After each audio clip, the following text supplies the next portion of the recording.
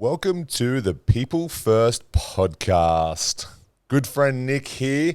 I wanted to have Nick on just quickly before we introduce Nick because he has an amazing story. He has his own podcast. We share similar interests, and I think this is going to be one for the record books. How are you, Nick? Good, brother. So can I swear on this? Sorry. Certainly can. I've sworn thousands of times. Let's go.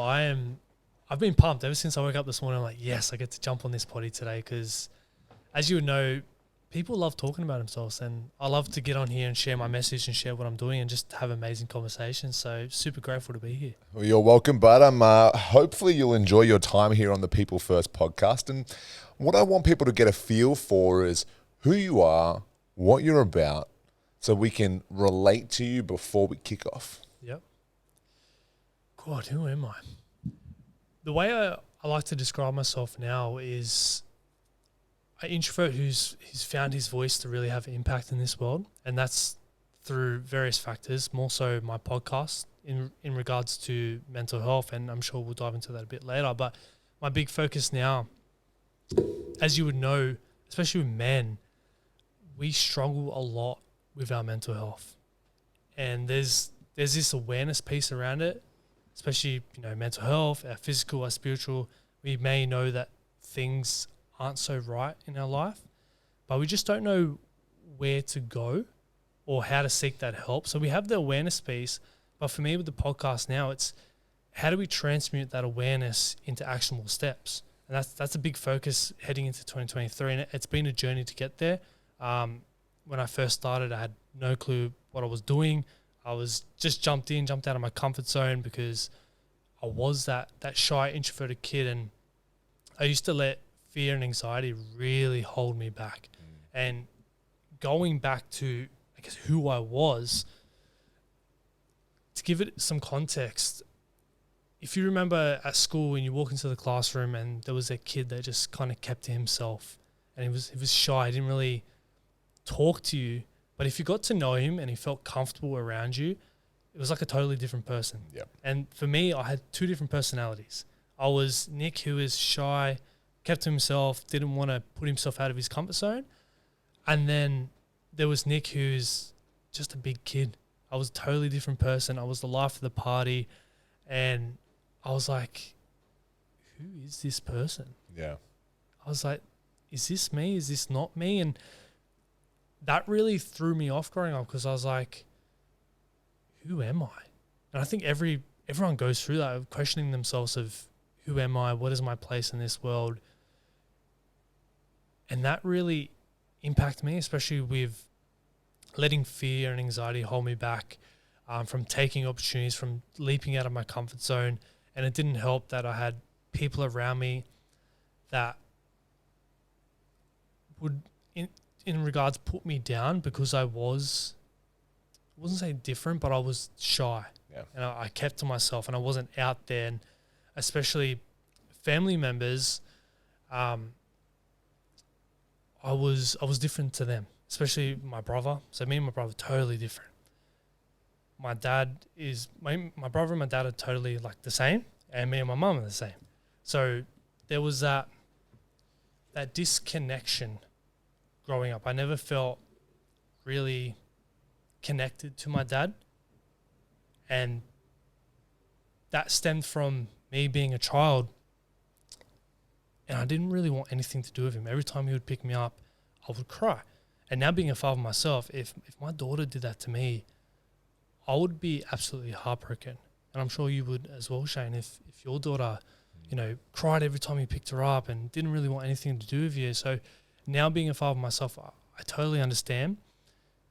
But being able to sit here and reflect on that, I understand there's probably an element of resent there from my father, which is why he treated me differently, because we were different growing up, and him and my brother are the same. So there was subconsciously he treated me differently and put me down for who I was, which then hurt my confidence, hurt my self-worth, made me feel even more different. And the fact that being different was bad Now I know it's not bad. Being different's actually fucking amazing. Like I love who I am. I love what I've been through because it's made me into who I am today and where I am now in life, man. Now, speaking of who you are, how old are you, Nick? Turned 26 in March. 26. And you have one brother. Yep. You are the proud dad of one little baby girl. Turns one tomorrow. Turns one tomorrow. Thanks for making time. I know how busy that can be around their birthdays. And what's your little girl's name again? Eliana. Eliana, what a beautiful name. And you have obviously married or engaged? Just partner, yeah. Partner, yep. Any plans on the old wedding soon and proposal? Not too sure. Hey. Maybe in the future when some more money flows through. Could be the People First podcast first if we have a wedding proposal online. Anything you want to say? No. Nah, not today, man. Not today. You're bound anyway by a beautiful human that you created. So congratulations. Now, love all that. And having such a strong connection with who you are now, you know, whereabouts did you grow up? What school did you go to? Take me back to that time. And then we're going to move through some of the stuff that you touched on in regards to how you felt growing up at school, how you felt being in the home, having a bit of a disconnect from maybe the rest of the family. So yeah, start me back there. Yeah, sweet. So I grew up in a suburb called Plumpton in Western Sydney. I'm not sure if you know it or not. We do. You know why I know this? I grew up in like Strathfield, then we moved to Gladesville, North Ryde, Baronia. And the schools there used to do a day where they would play a video on Plumpton High. And it was about the fact that it was one of the most teen-ridden pregnancy schools. Yep. And so there were that many teen pregnancies in that school that they had created a creche for the kids to bring their, the parents to bring their kids to so they could actually get an education, finish year 12. Yep. That was the first exposure I ever had to Plumpton. Did you go to Plumpton High or was anything like that? Yeah, so I went to Plumpton High, but the whole creche for the pregnant ladies and stuff, that kind of ended as I started high school there. So that was prior to me. Matt, that was my first exposure to just even like, you know, this part of Western Sydney. Yeah. So I grew up there, went to school there up until year 10. Got caught up in the wrong crowd, started wagging school. And my parents were like, you either change schools or you stop playing footy, because I loved footy, rugby league growing up. I aspired to play in the NRL and didn't quite happen. But they're like, leave schools or stop playing footy. I was like, fuck, I'm not going to stop playing footy, so I'm going to move schools. Ended up moving to Patrician Brothers Blacktown, which is a rugby league school. Mm-hmm. So I went there for footy, year 11 and 12. That was really daunting, because going to a co-ed school to now all like boys and men, it was really scary. I remember my first day, and I woke up that morning, and this is how bad my anxiety would get. I was so sick and fatigued, like I would vomit, dry reach, because I would create all these narratives in my head that it was going to be so bad, that all these bad things are going to happen to me, but in reality, they never did. And I remember the whole car ride there. I'm like, I'm sick. My mum's driving me, and she's like, it's fine. Just take a breath. Like, it's going to be fine. And I remember getting to the gates, walking through, met up with one of the head teachers there and some of the student leaders. That first day was totally fine. And I met some friends there. I knew some people that went there anyway. But my experience there was pretty good. It was daunting. It was a bit scary for me because it was way out of my comfort zone. But once I found my little crew, my crew of people that I could feel comfortable around, it was good, man. It was really good, and got to play some good footy there. And then left school, had a bit of a gap year or 2 gap years where I did nothing, to be honest, because I had no clue what I wanted to do, who I was. And in a way, I kind of wasted those 2 years, because I would get up in the morning early, because to make my parents happy, to see that I'm getting up and doing something. And then I go back to sleep, and I wake up like 11 or 12 lunchtime and just play like Call of Duty and waste my time. And I've trained for footy, but other than that, I was doing nothing. I didn't have a job until I got a job at Audi, stacking shelves. But I still didn't know who I was or who I wanted to be. And I remember getting injured in footy and having to go to a physio, and he's like, Nick, what do you want to do? And I was really interested in sports and exercise. And he goes, have you thought about being like a strength and conditioning coach? And I was like, oh, that's interesting. And I went home, straight into YouTube, searching all strength and conditioning, all these American colleges and stuff come up. I'm like, holy shit, like this is amazing. Like imagine if I could go to America and work with all these athletes or work in the NRL or something like that. So I had to go do a TAFE course to get into university because I didn't get an ATAR. And did the TAFE course, and that's actually where I met my partner now, Katrina. So through TAFE. Doing the same subject? Yeah, we're doing the same course. Yeah, wow. Yeah, so that was meant to be, I guess. The only thing I got out of that course was my partner. A life partner. Yep. That's pretty good value for like $1,000. Yeah, so well worth it. Great experience. Then went into uni because I wanted to be a strength and conditioning coach. I hated uni. Honestly, uni was not for me. And I was like, I thought it was going to be all practicals and being in the gym and learning hands-on because that's how I best learn. No, it's all like studies and theses and all this essays and stuff. And I was like, I do not like this at all. This is not me. And at the time, I was scrolling through social media one day and this guy pops up, Gary V. I'm like, who is this guy? This American entrepreneur guy, if you don't know who he is. Gary Vaynerchuk. Yeah, Gary Goat. And he was just spitting all this truth, like you only get one life, you're gonna die. And I was like, oh, like he's right. I just kept following him. A couple of days go by, and then good old social media targeting with ads. Gary V's coming to Sydney, Australia. Buy your tickets now. Was it Success Yeah, Resources? Success Resources. I was at the exact same event. Yeah. Something within me was like, you got to go to this. Yeah. I bought the tickets straight away. And I remember going home and going, Mom, Dad, like I'm skipping uni this day. I'm going to go to this event. And they're like, Nick, what the fuck are you doing? Like they're just going to try and sell you courses and it's going to be a scam. Which they do, but I mean, they add a lot of value. There's a Yeah. heap of like, buy this course and before you get to Gary V, which is literally a It was the last person there. 4-hour sales pitch and then Gary V to get everyone in. Yeah, but it was that event was actually the life-changing moment that put me on the path that I am on now, because I remember sitting in the crowd listening to the other speakers. They were awesome. Then Gary comes out, and the way that he can captivate a crowd and have an impact, and the impact that he had on me, straight away I go, imagine if I could do this. That little voice in my head goes, you can't even talk to people, Nick. Like, you're shy, you're introverted, you can't speak to anyone here, so how can you be on stage one day speaking to all these other people? And I sat with that for a second.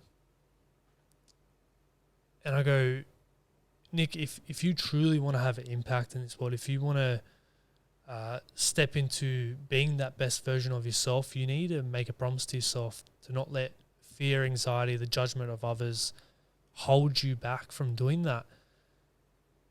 And I was like, okay, I'm going to make this promise not to let that happen anymore. And the next week I actually dropped out of university. I was like, boom, I'm out.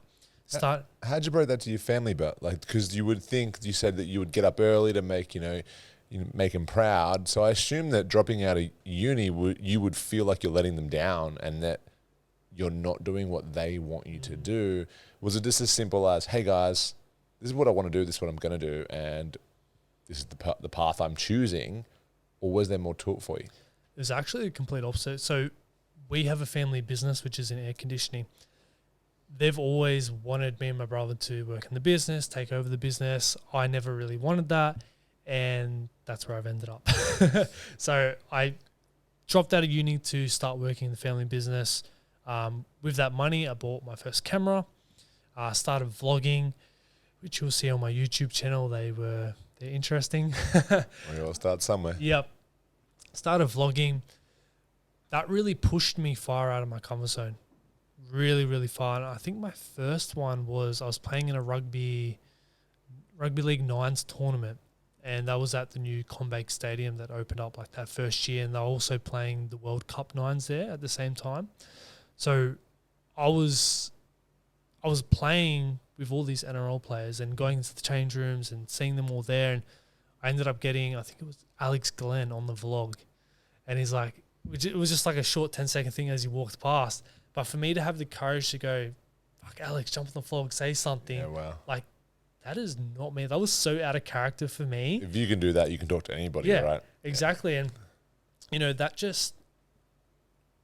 started something, this new process in my head of, fuck, you can actually go and do this. You can speak to these people. And I just kept putting out vlogs, and my parents like, what are you doing? Friends and family like, what are you doing? But they're like, oh, this is cool. Like, he's getting out of his comfort zone. He's speaking to people. You know, this is a hobby. This is a passion for him. So they supported it. Next thing you know, Gary Vee pops up again. Everyone needs to have a podcast. I had no clue what a podcast was. Didn't even listen to him. Once again, I had that drawing factor inside me to go, I'm starting a podcast. Went to JB Hi-Fi, got a cheap microphone, plugged it into my laptop. And I remember that first intro episode, it's still up now on my channel. It was like a 3-minute podcast. It took me over an hour to record because I thought it had to be perfect. I couldn't stuff up. I couldn't mumble. People don't relate to perfection.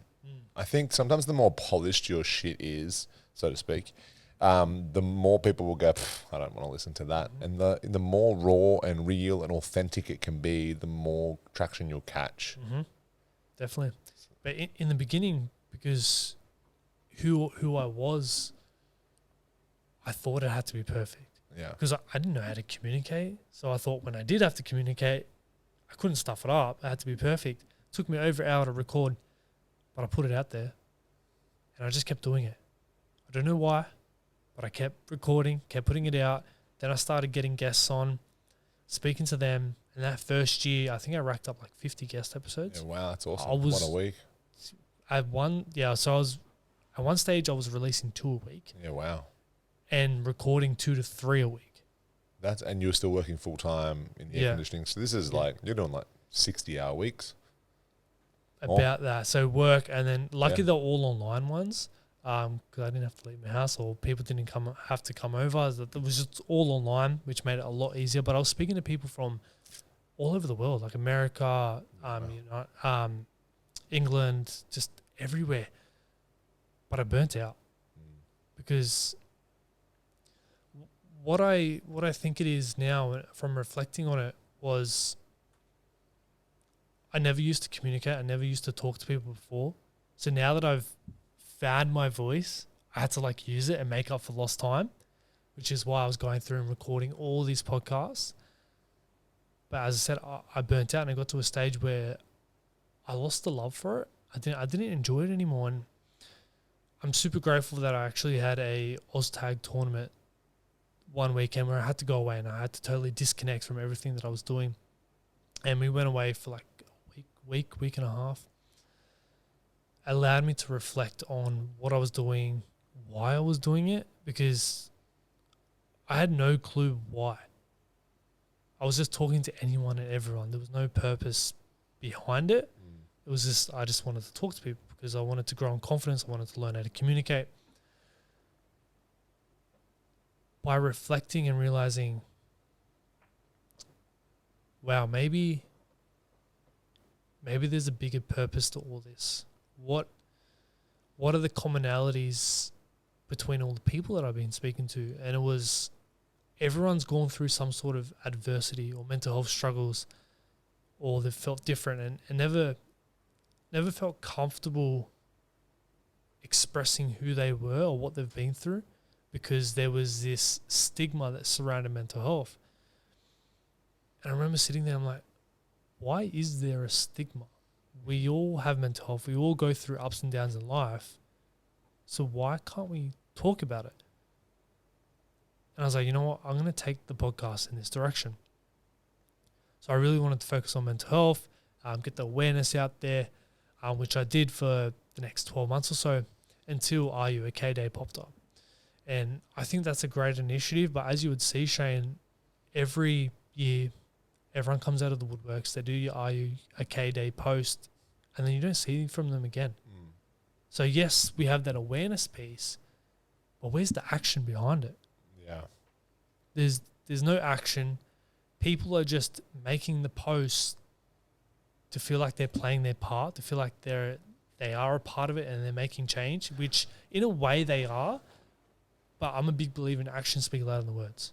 So we need to be able to take action. Are you reaching out to your friends and asking, hey, are you actually okay? Like, what's going on? Let's go out to lunch. Whatever the case may be, not just making a post. Decided to take the podcast in that direction and really wanted to focus on mental fitness, which is tools, the tips, the strategies, the things that people can implement in their day-to-day life to really align their mind, body, and spirit. Because as a society, I believe we're so disconnected. And the way that I see it is mental health is our baseline. We got mental fitness up here and we got mental illness down below. And we're just trying to stay above that mental health line and striving to build our mental fitness every single day, which includes all the little 1%ers.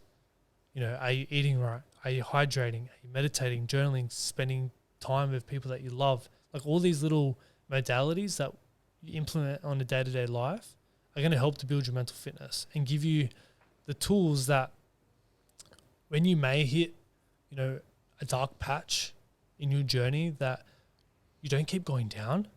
You can actually pick yourself up, or you know where to go to get help, because so many men don't. They don't get help. They don't know where to get help. There's so much ego surrounding it that they don't want to be a burden on other people's lives. But the fact is, you're never a burden. You know, you can always reach out to anyone. Yep. We live in a world of social media. You can reach out to a random person and they will care. They will reply to your message. You may not have physical people in your life, but there's always someone out there that you can speak to. You're not alone. Have you ever reached out to someone yourself personally? Because I hear what you're saying and I totally 100% agree with everything you've said. It is something that needs to be changed. The stigma on mental health, all that stuff, 100% needs to be changed. Yes, we've got the awareness, but now we need the action.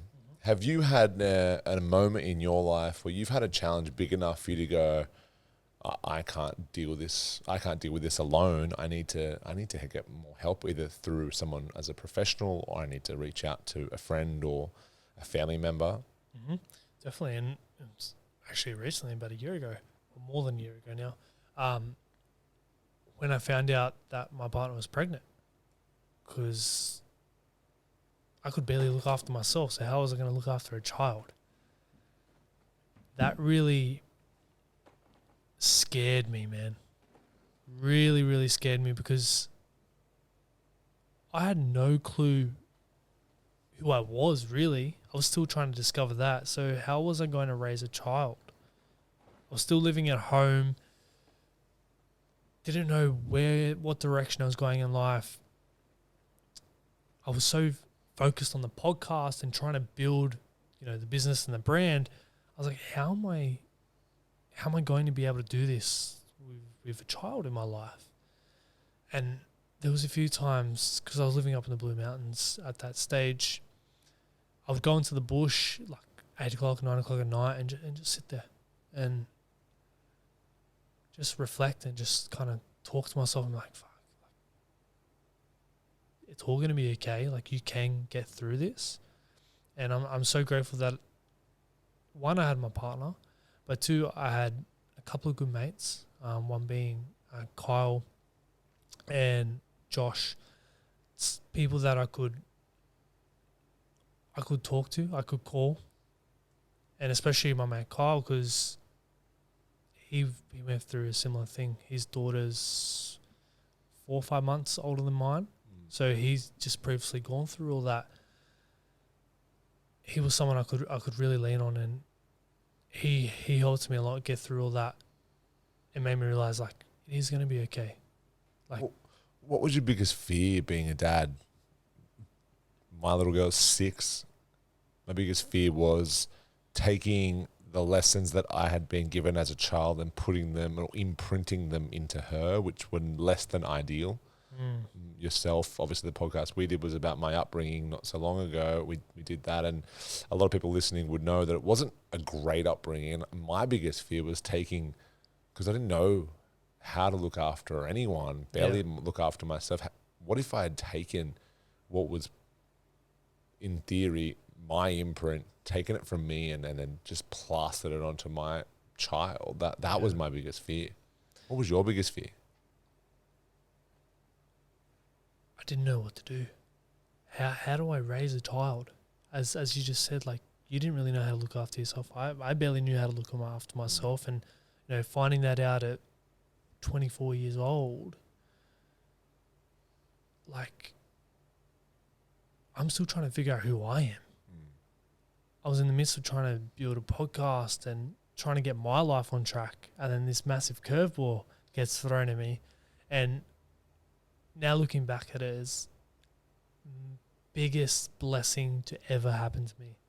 Like, becoming a father has absolutely changed my life for the better.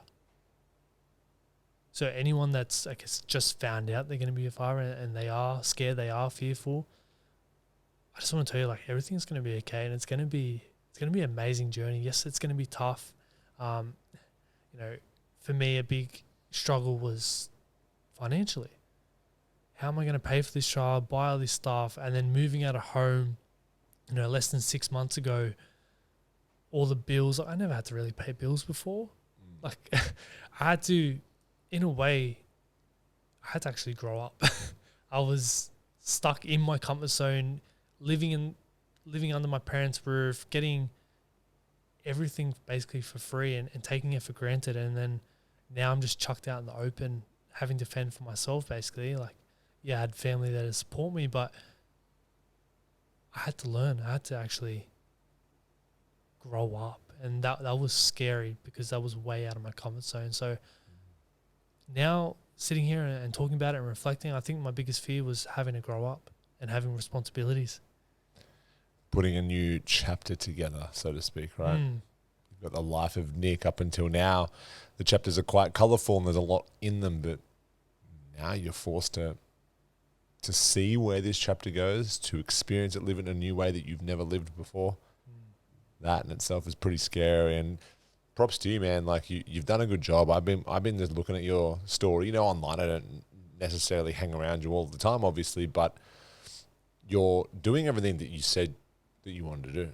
You're creating and showing a lifetime of possibilities for your little girl and saying, hey, if you want something, you can have it, you can change, and you can be whoever you want to be, but you've just got to decide.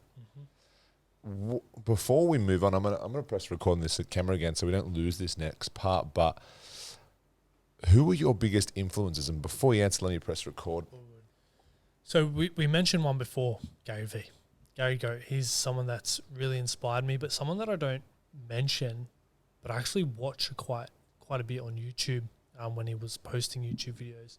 I'm not sure if you know Christian Guzman. He owns Athlete. CG. Yeah. I have followed him from the beginning, from his little small little gym to now Alpha Land. $7.9 million facility out in Texas.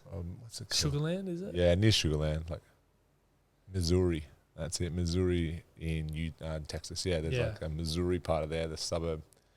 Very cool, very cool. Look it up, guys. You'll love it. Yeah. So following him and what he's built, he has been one of my biggest inspirations to work hard, because I've always wanted a gym, because I've always been into health and fitness. So I still want to have a gym one day.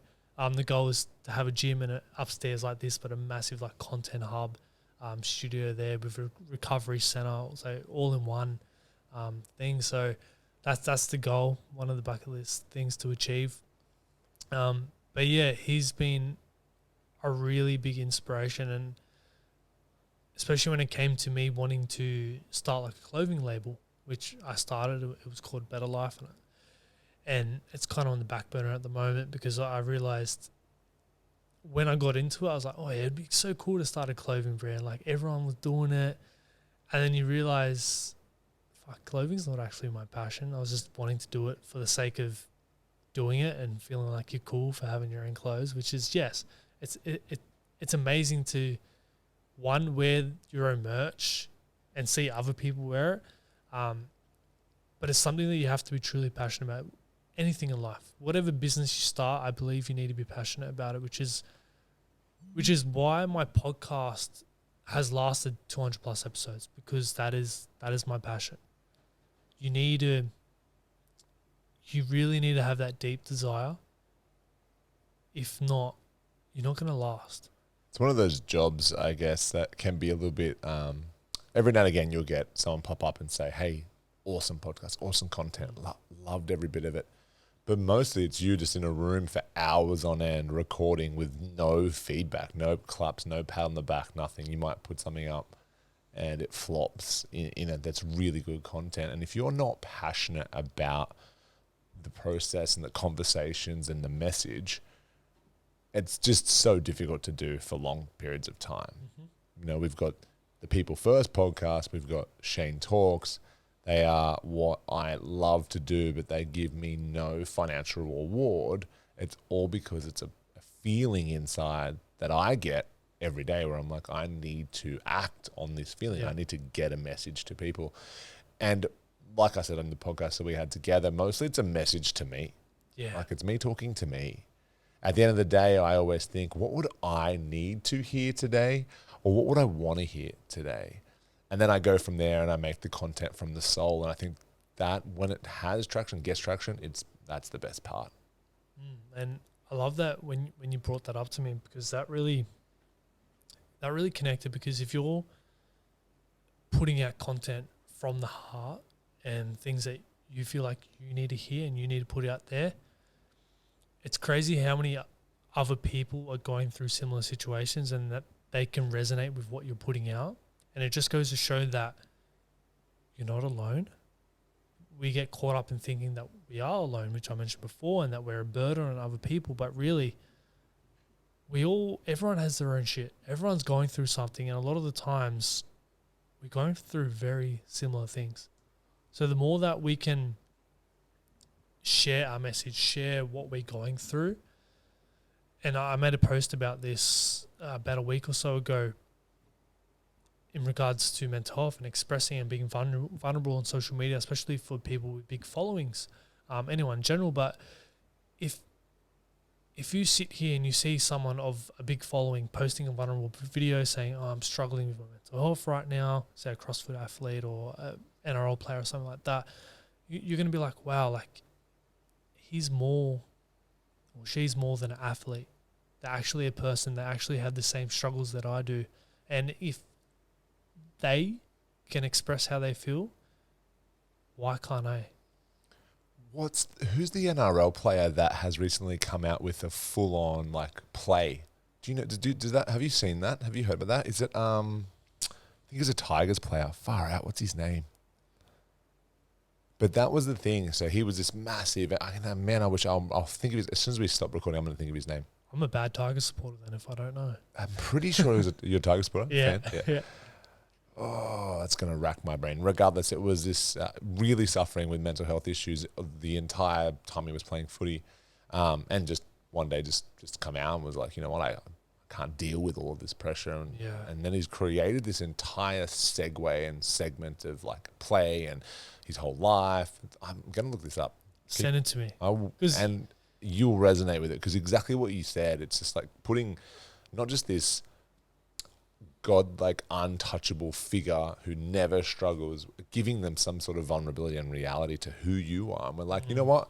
Every single person you ever meet is you. Like we are all the same. Yeah. And we all feel and we experience life, and to hide the fact that we have struggles is just absolutely nonsense. Exactly. And for someone of such, I guess, public status. Public status to say, hey, you know what? Like I'm struggling too, and it's okay. It gives it such more resonance. And like a example of athlete like Nico Hines, he speaks a lot about mental health and goes out in the media and he's done podcasts and stuff like that. If you're listening, Nico, jump on the potty. I'd love to have you on. I've reached out a few times. I hope you're listening to my podcast. It's fantastic. But yeah, he's someone that speaks a lot about mental health, and he's a big ambassador for it. So there is a lot of athletes coming out and now speaking about it, which is awesome, and it just goes to show that they are more than athletes, because they are human at the end of the day, and these adversities don't discriminate. Everyone goes through it. So I'm a big believer in vulnerability breeds vulnerability. So if us here today can be vulnerable, if athletes can be vulnerable, and people see that, people listen to that, they're going to be more inclined to be vulnerable themselves. And the more that we can do that, the more that we crush this damn so-called stigma that surrounds it, because we need to. Out of all your guests, Nick, who left the biggest impact on you? Oh, wow. Now, they all are going to leave an impact. You're going to remember every single one, because I remember every single conversation I've had with the hundreds of conversations that we've recorded, and there are a few that got me a little teary. There are a few that get me in the heartstrings. There were a few that I had at a party will talk about. If you could bring back one moment where you're like, wow, that hit me in the feels, who was that? That's a good question. It could be my podcast from last week. Yes, that was a good one. But one that always comes to mind is this young lady called Lauren McDonald. And I think she was a teenager at the time that her accident happened. She's doing amazing things now. She's doing a lot of public speaking and awareness. But her story was, she was struggling a lot with her mental health, and she was saying she was going to go end her life, and someone told her just go do it.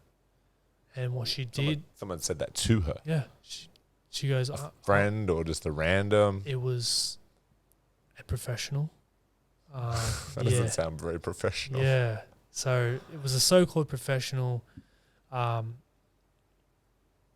She was like expressing how she felt. She wanted to end her life, and she basically got told, just go do it then. And what she did was go and jump in front of a train. Oh, wow. Yep. And she lost both her legs, I think. One or two of her legs, and she got totally smashed up. As you'd expect. Yeah. And from that, just to have the resilience to push past that and to go on to do the things that she did now. And my podcast was actually one of her first podcasts, actually telling her story. And she got very, teary and emotional as you would sharing that. And that really impacted me, because it just goes to show, like, this stuff happens, yet we don't think it does, because it usually doesn't happen to someone close to us. But when it does, or when you hear this story from the person that it's happened to, it really hits you, and it really puts life into perspective, that we only have one life, that you need to make the most of it, because you don't know when your time's going to be up. Yeah. Could be today, tomorrow, next week, next year. We just don't know. But the fact is, we're all going to die. There could be an accident that happens. You could lose both your legs. Like, there's always something that's going to happen to you in your life. So you just need to make the most of it, because we don't know when that will happen. Just to not to turn this into the Lauren McDonald podcast as well, but where was she based? What country? Melbourne. So she's she's not far from us. That wow, that gives it so much realness, doesn't it? Mm-hmm. Poor girl. From that podcast, did you get this feeling of, I'm doing everything that I'm 100% sold on this now? Like, even if you weren't before that, did that just take you to another level and go, this message that I'm giving and this stuff that I'm doing and these people that I'm talking to, this is something I'm going to do forever? Where did it take you after that conversation? Being able to reflect on that and realizing, wow, for me to sit there and hold space for someone and create a safe environment for someone to open up and share that and speak their story, that's a massive blessing. because not many people feel comfortable sharing their stories. So for me to be able to do that through my podcast, which is then going to be shared to whoever listens to it, which is then going to have impact on them, and it just creates that ripple effect. I was like, yeah, I need to keep doing this. I am on the right track here. The more stories that I can get out, the more awareness I can get out, the more action that I can take and that other people can take, this is where the change happens. Just by having conversations. It really, in a way, it really is that simple. We just need to have more deep conversations. On that, now I asked you at the start of the podcast today if you've had to have that hard conversation with somebody, if you've gone through something and had the experience of going and asking for help. Has anybody approached you?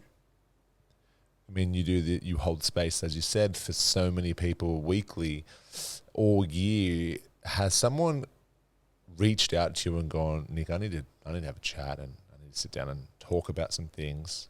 I feel safe even though I don't know you, or even if I do know you, but we need to have a conversation. Has anyone done that for you? Yeah, there's been plenty of people that have reached out, especially the presence that I have on social media and obviously what I do with the podcast. I'm forever grateful that people feel comfortable to reach out. In a way, like, I love it, but it does put pressure on me because I'm just as much on this journey as everyone else. I'm not a professional. So for me, yes, I can support you and I can guide you in the right direction, but it is hard, and it can have an impact on me, especially when someone opens up and shares something very, very deep. Because at times I may not be in the right mindset to deal with that, yet that person needs me. So it has been hard at times, but I just got to do my best. And I did a mental health first aid course, and then the biggest thing is, yes, make them feel safe, but we're not professionals, so we got to guide them in the direction of professional help. I think that can be the scariest part for people who want to ask if their friends or family members or co-workers or whatever it might be are okay, but don't feel they have the experience or the knowledge to support it if they were to have an answer they weren't ready for. For the people listening that might be in that boat, Nick, who would you send them to, or what is it? I never even knew that a mental first aid workshop existed until you said it. Yeah, so you got to create that safe space for the person to feel comfortable, for starters. And I think that all starts hopefully before that person gets to a dark place, building that strong relationship, having those below surface conversations. As males, yes, we love to have banter, but there needs to be a time where someone can open up and go, hey, like, what's going on? How's family? Like, getting deep, getting below the surface. Because once you create that trust and create that safe environment, people are going to feel comfortable to come to you when times may get tough. But when times do get tough, sometimes they just may need someone to talk to, someone to support them. Not all the time do you need professional help. But if you feel that person does need professional help, you can go see your GP. You can fill out a mental health screening form, and you can get like free sessions with a psychologist and stuff like that. I think it's like 10 free sessions. So you can lead them in that direction. Yes, it can be scary for people to go to a doctor and say, I'm struggling with my mental health,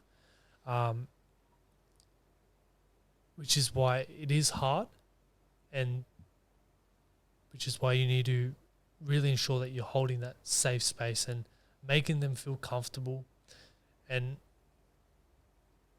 just giving them the option, I should say. Because unless you give them the option, they're not going to know. At the end of the day, that person may be struggling, but you can only help them so much.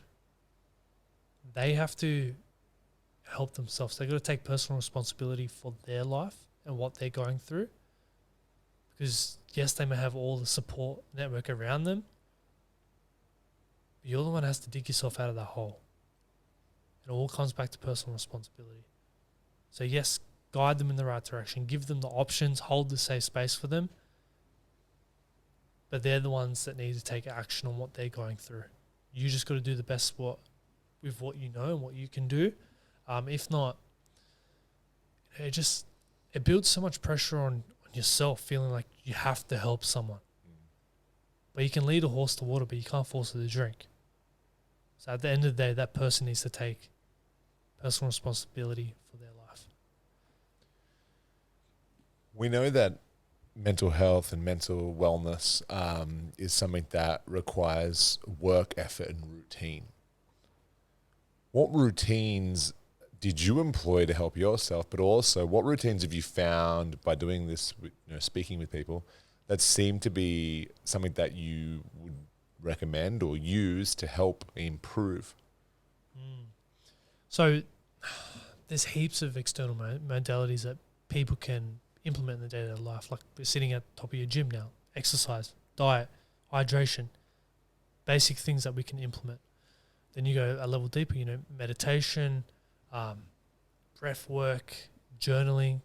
For me, the biggest thing at this current moment is meditation and journaling. Being able to be self-aware and actually reflect on what's currently going on in your life, how are you feeling, and then going a level deeper and asking yourself, why am I feeling this way? Why is this happening? Because when you do that, when you start asking yourself questions, you're able to get to the root cause of things. And a lot of times you may be just creating narratives in your head, or maybe a simple thing of like a simple answer. But I'm a big believer of the answers are always within.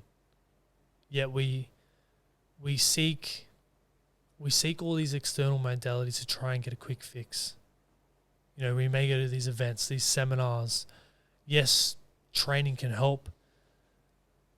And, looking after your health is a big factor there. But a lot of times we just need to have that uncomfortable conversation with ourselves and look ourselves in the mirror and ask ourselves the questions. Because a lot of times the answers are going to be within, but we're never going to know unless we remove our ego and actually ask ourselves. So a big thing for me is, yes, self-reflection and having that self-awareness on where you are and what you're feeling right now in life. What do you do to relax? If you are stressed out, if you are feeling overwhelmed, if you have too much on your plate, if you don't feel like, you've got it all together and you're pent up, how do you relax? Multiple ways. A big thing is I love to lay in my hammock and just chill. And I remember when I moved, I didn't have a hammock, so I didn't get one till Christmas. There was a couple of months there where I didn't have one, and now I love it. I'm always in it, always chilling in it. I don't understand. You've got a 1-year-old and a partner, and you're able to sit in a hammock. This is magic. My daughter's usually with me. My daughter's usually with me, crawling all over. I can't sit in a lounge in my lounge without being told to do something and have to get up. So get grapes, get water, bloody hell. It's never ending. Never ending. But when I do get a free moment, my daughter's usually with me, but if she's not, I love to just hang out in the hammock and just relax. If not, a big thing for me is nature. Getting back into nature, because nature is healing. And, previously coming from the Blue Mountains where I lived for 5-6 years, I was always in the bush. Always chasing waterfalls, going to lookouts, just being in nature, being surrounded by the bush, wildlife was so relaxing. In a way, it was freeing. It allowed me just to be present. I would lose track of time. 99% of the times I'd come out like, wow, like 3 hours have passed and it's only felt like half an hour. So for me, hammock, nature, and then if I need like a quick relaxation, it's just like do some breath work, just to reset. Sometimes all it takes is like 6 deep breaths, and it can really reset your mind and shift your mindset into such a positive one. awesome techniques, and I definitely try to do a lot of those things. Journaling is something that I'll do for chapters of my life, and then when I don't need it, I let it go. Do voice recording, I do podcasting to talk to myself, really. Do you have any books or podcasts that you recommend that they're the ones you go to get more clarity, to get more education, to get some entertainment, whatever it might be? I've got my own podcast, The Better Project, so go check that out. But a podcast that I really love listening to at the moment is The Diary of CEO with Stephen Bartlett. He has some amazing guests, and he's someone that I actually look up to as a podcast host, the way he can navigate a conversation, the questions that he asks, the way he holds space. He just has a really great podcast. So he's someone that I really listen to. Then, got Isaac John, the Ice Project. I listen to his podcast a lot. That's kind of it. They're the only podcasts I really listen to, unless I'm doing research for my own podcast and I just listen to potential guests. Books. A great book is Atomic Habits. Not sure if you've read that or not. Yep. And I'd say David Goggins' one. You Can't Hurt Me. That was. Have you read his new book? About quarter way through his audiobook. Still Can't Hurt Me, is that what it is? Not finished. Okay, yep. Yeah, so I love Goggins. I love everything about him. He's a bit extreme in what he does, but his message and everything that he's about is amazing. And I've loved his books. I love all his content. So, yeah, I'd say those podcasts and those books I'll definitely recommend. Imagine having the Goggins on your podcast. Oh, ooh, that's crazy. I can retire from podcasting. Yep. I've done it all, really, haven't I? You've reached the pinnacle. The dream, bro. One day, got some some big plans for the podcast, and bro, I want to take it. And look, I want to say thank you so much for coming out, being vulnerable, opening up, telling us about what you do, why you do it, and how you help people. It's been a real big insight for me, and I was so excited to get you on here because I just know that there's going to be so much value in what you do for the rest of your life, but also for those who need a helping hand, who want to listen to other people's stories, who want to know they're not alone, who know there isn't a stigma, but they need that reassurance. So I just want to say, good job, man. Well done. And thank you so much for coming on the podcast. I appreciate it, man. It's been a great chat. And before we go, I want to make sure that the people know what your message to them is. Like, if you were to leave a message to the world today, it was your last sentence on the planet, what would that be? Ooh. I'm going to speak from the heart here and from recent experience. Let go of blame and resent and take personal responsibility for your life. You need to. And practice gratitude as well. That's a massive part of my life. So I'd say that. Once you let go of blame and resent and start actually taking personal responsibility for your life, man, it allows so much room for love, for gratitude, happiness, joy, like all these positive emotions to come through. And yeah, the sky's the limit. I wanted to end the podcast, but that was awesome. And I want to ask you just one last question. What was the last thing you let go of with blame and resent? Here we go. How long do you want to go for? We got hours, man. I was going to go through it, but I was like, that's awesome to leave the world. But I think people are going to want to know if that's something you've experienced recently. What was it? Yeah. So, where did we begin? So in the beginning of the podcast, I mentioned not having a great relationship with my dad, and I thought that he treated me differently, and there was a level of resent there from childhood, which led me to, in a way, blame him and have resent towards him, which is why we never built a strong relationship until last year, where I went to a personal 3-day development event where we dived into energy systems and letting go of traumas and stuff like that. So really deep inner work. And what came up was me having blame and resent towards my dad. And we did a breath work on the last day. I think I shared this with you last week. So I did a breath work on the last day of that 3 days. And I had this vision pop up where I was a little kid and I was walking towards someone. I didn't know who it was, but I grabbed their hand and then I realized it was my dad. And then as I grabbed his hand to hold it, I shifted into the adult version of myself. And I looked him in the eyes and I said, Dad, I love you. Thank you for everything that you've done for me, all the lessons. Yes, we may have been different. You may have treated me differently. But I forgive you. I let go of the anger towards you. But this is my time to take personal responsibility for who I am, who I want to be. It's time to actually be me. It's time to be Nick. Not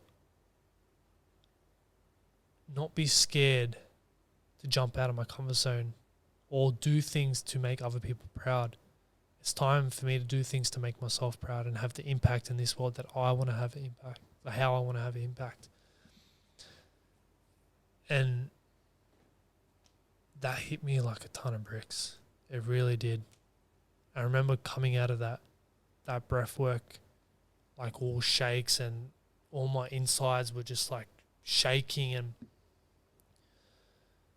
it was just my nervous system accepting it and processing it all. And I actually got up in front of those 200 people and expressed that. They're like, who wants to share this? And for some reason, my hand just shot up. Wow. I didn't want to share it, but I shared it. Yep. And it's crazy because I got the recording of it. I haven't watched it since, and I don't know why. But there's just something about it. For some reason, I don't want to watch it because for me, I've processed it now. Like, it's happened. I feel like I have let go of that blame, that resent, that anger. But by sharing that to those people, that was a massive step in the right direction for me. And the next day, I remember going to the beach because it was up on the Goldie that I did it. And I wrote like 3 pages in my journal. It was like a letter to my dad expressing basically what I've gone through. I love you. And I actually went on to send that through a text message. Yeah, wow. Yeah, and that was hard for me. I was like, do I press the send button? Do I press it? And I pressed it, chucked my phone down and went for a swim. And I didn't want to check my phone when I came back, but I checked my phone when I came back. Because I didn't know what to expect. His response was, I love you, son. And knowing him, like, he's not a man of many words. So for him to say, I love you, son, like, I know that he's read it, he's processed it, and it's meant a lot for him. Because knowing his background, like, he wasn't told that he's loved a lot growing up. So for him to share those feelings with me, it meant a lot. And coming back home and, being able to give him hugs and saying that I love you in person, like, our relationship has gotten so much better. It's improved dramatically. Like, yes, there's a lot more work to be done, as there always is with building relationships, especially with family members when it hasn't been the best to start with. But we're on the right path. And I know that the time's going to come when he deals with his inner demons, because he has a lot of inner stuff that he hasn't quite dealt with yet. But I believe by me leading by example and creating the change that I am for myself and what I'm doing through the podcast, I hope that he sees that and he goes, wow, if my son can do this, if he can do this inner work, if he can be vulnerable and express his feelings, maybe it's my time to do so as well. So, yeah, that's happened within the last 6 months, just letting go of that resent, that blame, that anger, and it's really just lifted and removed so much negative energy and trauma from my system, and filled it with a lot of love, empathy, and gratitude towards him and towards other family members as well. So, yeah, man, thank you for bringing that up. No, what a message to the world. What a way to end the podcast. And that's why I didn't want to leave it unturned. I just got this, I need to ask this question, even though we're at the end of the hour. And 4 words your dad can send you. I love you, son, that can change the next decades. You know, like, that's powerful. Yeah. If there's power in any message of the world, it's to do something like that, to create that environment for yourself. And yeah, I'm so happy it worked out so well for you and your dad, and that's a beautiful story. Thanks for sharing it. Appreciate it, man. All right, guys, this has been one of the nicest podcasts we've done in a long time. But if you want to reach out to Nick, where can they reach out to you? I'm on Instagram, just Nick Betar, the Better Project. You can find all my links there to the podcast and everything else that I'm doing there. So, yeah, Instagram. Fantastic. Thanks so much again for coming on to the People First podcast. We appreciate it. We loved having you on, and we hope maybe one day to have you back again. For sure, man. Appreciate it. Have a good one. Let's go. See you guys.